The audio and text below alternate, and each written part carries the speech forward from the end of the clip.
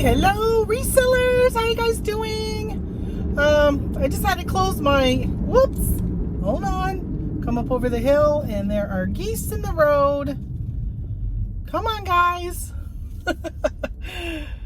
Oh my gosh, sometimes they are dumber than a box of rocks. Let's go, come on, move it. I know you guys can't, I wish you could see them, but my goodness. Mama, Daddy, and they only got 3 of the babies left. I think there was 11 or 12 that were actually hatched. But boy, they're like big enough to be flying off. All right, hey, welcome back to the channel, or welcome if you're new. If you haven't subscribed, subscribe. If you haven't turned on your notifications, because I only go live and post videos once every few times. So it's easy to miss it. So turn on your notifications so you get notified when I go live. I'd appreciate that. Helps out my channel. And especially this summer, since I've been so irregular. Yeah, I could use the help. Hopefully this fall I'll get back to being a little bit normal on schedule and stuff. But I wanted to talk to you guys about a couple things. One is WhatNot. I am so excited. I got approved for WhatNot. Actually got approved a couple weeks ago, and I was camping at the time and I had to schedule like the onboarding call and the times didn't work, but I think today's Wednesday. I think tonight I go at 5 o'clock is my onboarding with WhatNot. From what I've heard from somebody, they said that you really need to pay attention because there's a quiz at the end, and that way it's not just people logging on and just not really paying attention. So you got to pay attention, take the quiz, pass it, and then you can be approved to sell. So yay for me. I have heard from,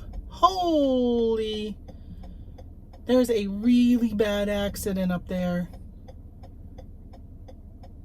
Oh man. Ooh, I'm glad, okay, I'm not going that way. I'm going this way. But there are a ton of emergency vehicles up there.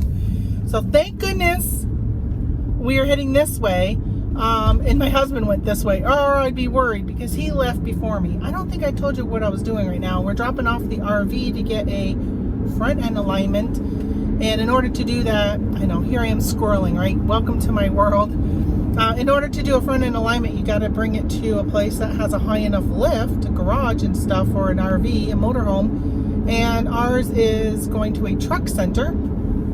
It's on Route 11 in Canton, New York, and they're going to do a front end alignment for us. So he's dropping that off. He left a while ago. I was packaging orders. I got a couple that are going to UPS, so it actually worked out well that I did those, and then I can drop those off since I got to go in town to do UPS. I'm going to drop those off and then pick him up, drop them off, and then we'll head back. But thankfully he's going this way. Otherwise I would have been really nervous about, was it him in the accident? Hopefully they're okay. Okay, so back to WhatNot. So I got to pay attention. I got to get approved. I'm really nervous. I joined a WhatNot group. I think that it's Dominique that runs it from Primetime Treasure Hunter. I think that's his channel name on YouTube. He runs a Facebook group, and it's all about WhatNot. And there is a lot of people on there that are constantly pretty much saying, hey, I've done 3-4 shows. I've only sold 7 items. They're only selling for $1. I don't have great attendance. And I'm like, well, don't start them at $1. Like, if you don't want to sell something at $1, don't start it at $1. It's just like eBay auctions. You've got to start it at what you want it to sell for, or the minimum amount you would be willing to accept is what I should say. So if you are willing to let it go for $3, like I got some clothing and some collectibles and stuff like that, that if they went for $3, I can recoup my cost, and it clears out some, stock that I've been looking at clearing out. That's kind of what I'm thinking of doing. I shouldn't say that, because I have a lot of, what's it called? Death pile.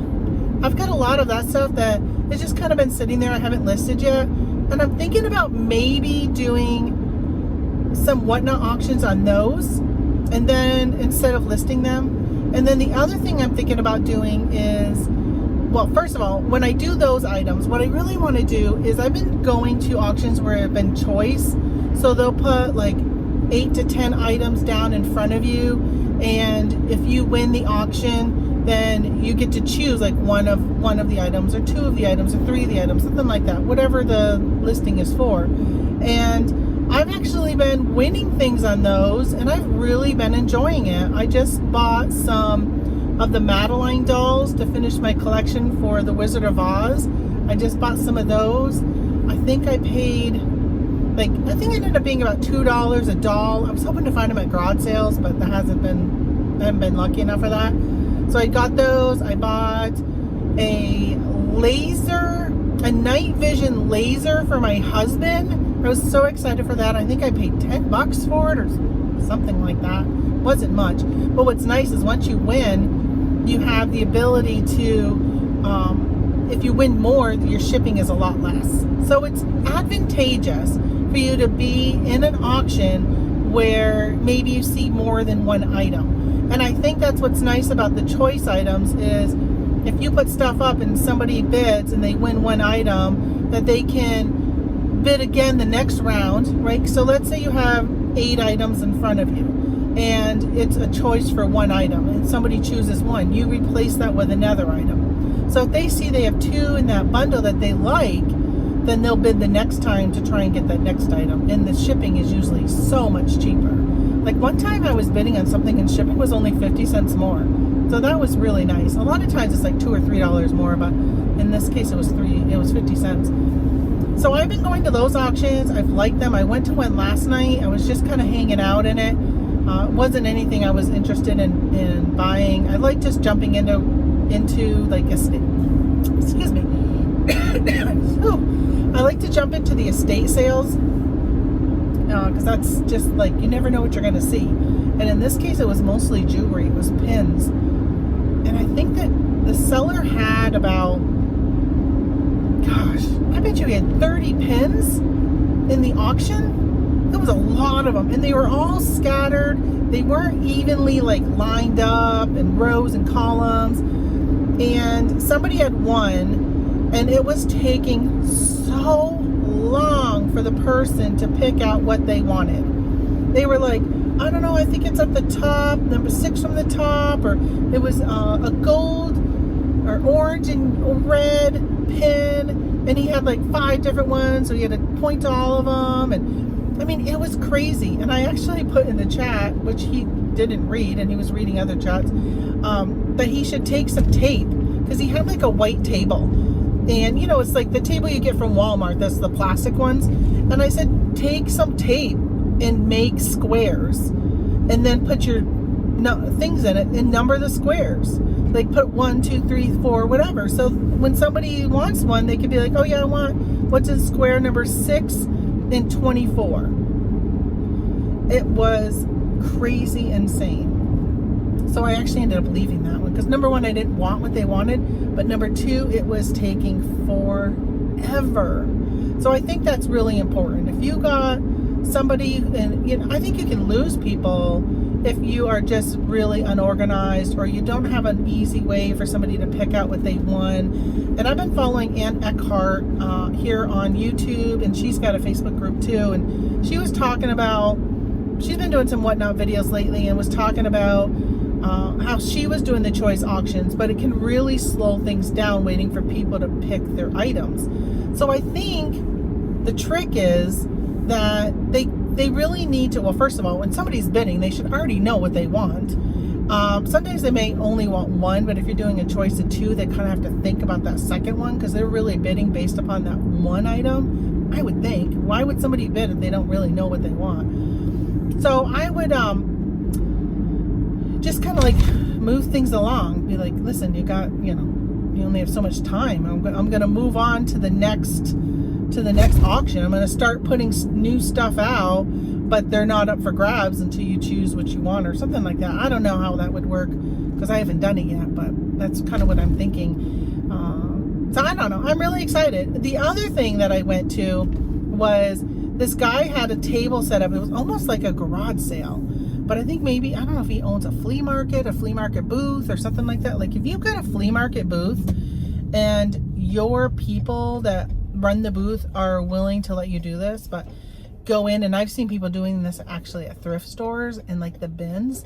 They'll go in, and this guy was showing the items on his table, and people could pick out what they wanted, and he would say, okay, yeah, that Mario game is $5 starting, so if you want it, let me know and we'll run it.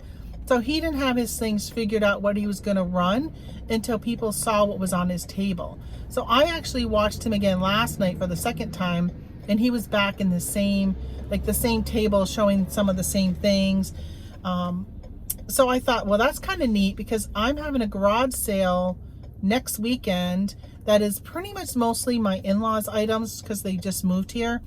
And I was thinking about whatever is left over at the end of the garage sale. My father-in-law said he wants nothing back, and like whatever is left over, we can do whatever we want with. So I was like, okay, maybe what I'll do is I'll take the table and whatever's left, and I'll sort the stuff on the table based upon like weights of the items that I would be shipping. So anything like under a pound would be in one table, anything heavier would be in another table. And then I would do kind of the format that guy was doing, which is pretty much walking around and showing everybody, hey, this is on the table. If you see something you want, just let me know and I'll run it. I don't know how that'll work, because I'm guessing I probably won't have a lot of people in my streams when I first start. Which, by the way, if you want to follow me, my WhatNot username is Yellow Fox. Exactly how it's normally spelled. The word yellow and the word fox.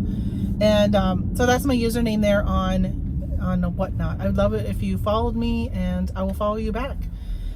So I'm really kind of looking forward to trying those two formats, choice auctions, and then pick out what you want. And then I guess 3, because then doing my death pile. I was also thinking about maybe doing some reseller lots. So what I want to do is in the evening, which y'all know, I don't like to do evening. I am like 4 o'clock hits, and I'm usually like, I'm done for the day. I don't want to work.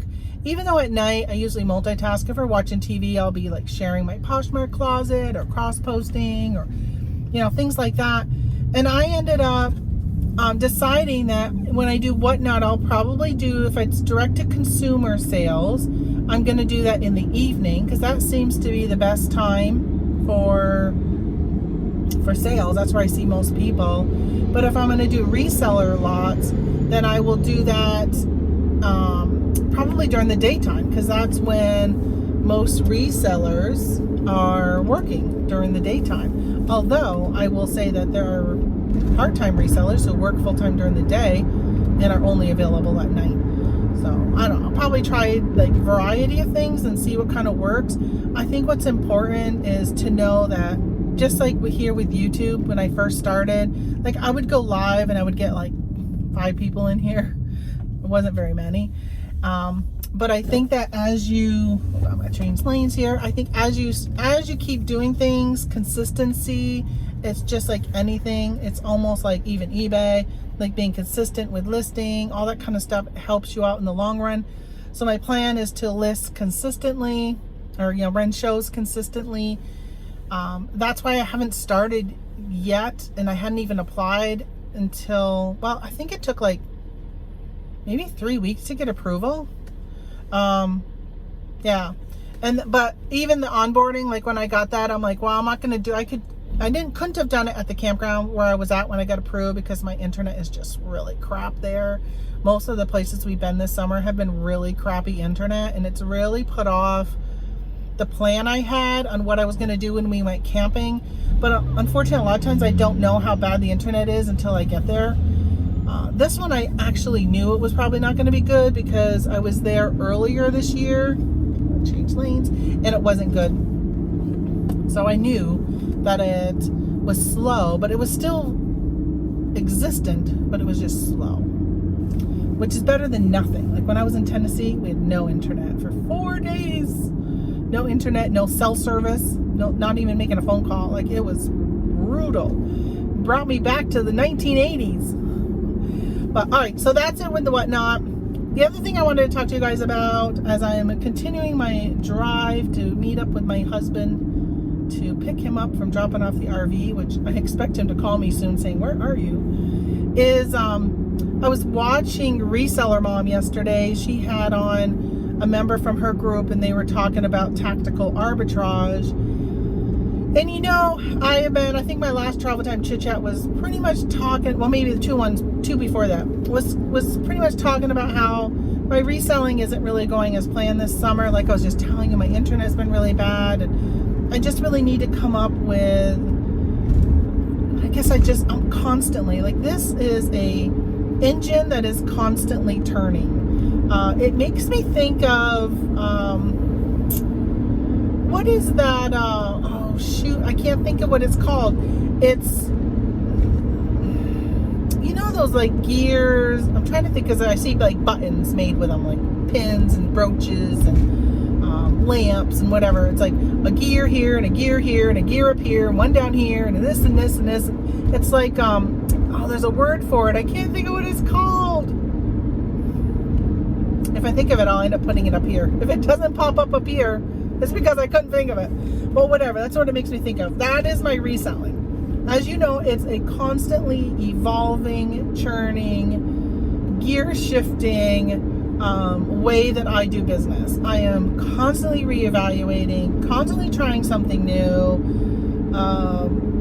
trying to get it to fit with my lifestyle, which is also constantly changing and just been like up and down with the way I do things. So, tactical arbitrage. So I was watching this video and I thought, you know, I did tactical arbitrage quarter 4 of 2019. And then I ended up stopping it. I think it was in February of 2020. I ended up stopping my subscription because it was a huge time suck. Like it was, I would find myself looking at the reports, doing comparison, hours upon hours upon hours. And I was just like, oh my gosh. And at the time, of course, COVID hadn't really hit full blast yet. But I was still at home selling. Oh, there's my husband. Hold on. All right, so mid-sentence, right? My phone rang. That was my husband. Where are you? All right, so I was talking about how much time it took reviewing, and at the time of doing tactical arbitrage, I was home and I was doing a lot of packaging of emails on eBay, or packaging orders on from eBay and stuff like that. But I was still pretty good on Amazon, and I had a prep center. So when I would order through tactical arbitrage, when I would do stuff online, ordering from stuff I found from TA, it would ship directly to my prep center, who was tax-free, which was nice, and they would package it up and ship it to Amazon for me. So that was really nice, except I just found that it was so hard to find stuff. Most of the reports would show me something that was worth it, but when I went, it was actually a mismatched ASIN, or it would tell me it was a great ROI, but it ended up being a bundle. It was just so much time. And I felt like the trade-off in the long run just really wasn't worth it. So I ended up stopping tactical arbitrage and said, I'm just gonna focus back on eBay and resourcing locally, doing retail arbitrage, all that kind of stuff that I do. I just found that was working out a lot better. Well, again, now that I'm going back to wanting to be more hands-off, again, that was the main goal of me starting even selling on Amazon 4 years ago, was getting my business to be more hands-off, because I knew a day would come, which is now, of us traveling more and just living the retired lifestyle, but I still want to be able to bring in income from reselling, and doing Amazon is definitely the way to do that. So I was watching her video and I was like, oh, I probably should look at tactical arbitrage again. So I wanted one of the girls, Tina, that's on, no, not Tina, the girl who was running it, I think her name was Marina. I think I might probably have her wrong name. She was saying that she ended up getting a partner, and they share the leads that they get from tactical arbitrage, because she sends her stuff to a West Coast facility and the other girl sends her stuff to the East Coast. So when you're in a warehouse with Amazon, if I'm going on and shopping, and I'm here in New York, if I'm going on to shop, Amazon is going to show me things that are quick to ship for me here, because I'm a Prime member here in New York. So a lot of times, even if you're the lowest price, that's why you don't always get the buy box. Somebody else might get the buy box because they're closer to the person buying. So as a consumer, it's smart to know that, to look at all sellers, because sometimes you can choose another seller, but it might take another day or two to get to you, but you might save some money. All right, so I thought, well, that is a really good idea. I actually was trying to open my Discord to reach out to two good, close reselling friends of mine to see if it's something they would be interested in doing. And for some reason, Discord wasn't opening on my computer yesterday, and I just got sidetracked and forgot. So I want to reach out to them, see if that's something that they would be willing to do, to maybe work together. I think that would help with the whole time thing. The other thing is, people are talking a lot about VAs and how they actually use virtual assistants and let them comb through the results and find what you need. I mean, I'm a little worried about that, because I would really want somebody who is probably experienced with technical arbitrage, because I don't feel like I'm very experienced with it. It's a long learning curve, but I feel like if I was to get somebody who's experienced, would I trust them not to share what they find with somebody else, or putting it on? You can buy lists where people have hired technical arbitrage VAs, and they've put together a list of all of the good deals, and they sell their list. Who's to say they're not going to take that and put it on a list if they happen to also work for somebody like that? So I'm just a little, little hesitant on doing that route. But if I could join forces with somebody, I think that would be really good. So those are the two things I'm kind of working on right now, is getting on with WhatNot, which I'm just really excited about heading into Q4. Our traveling is going to be ending in September. We only got one trip in September planned, the beginning of September, and that's pretty much it for the rest of September. Well, with the RV. We do have another trip where we're not taking the RV. We're going to an RV show, but we're not bringing the RV. So I'm kind of thinking about that. And then I'm like wide open. So I will be able to be a lot more consistent with WhatNot and try all those different things that I have. But in the meantime, I think that taking a look at technical arbitrage and maybe doing a little bit more of online arbitrage actually might be a really good idea for me. That is a really cool truck I just went by. It's got I don't even know what it's called. That's really cool. But, all right, I'm at the place here to pick up my husband.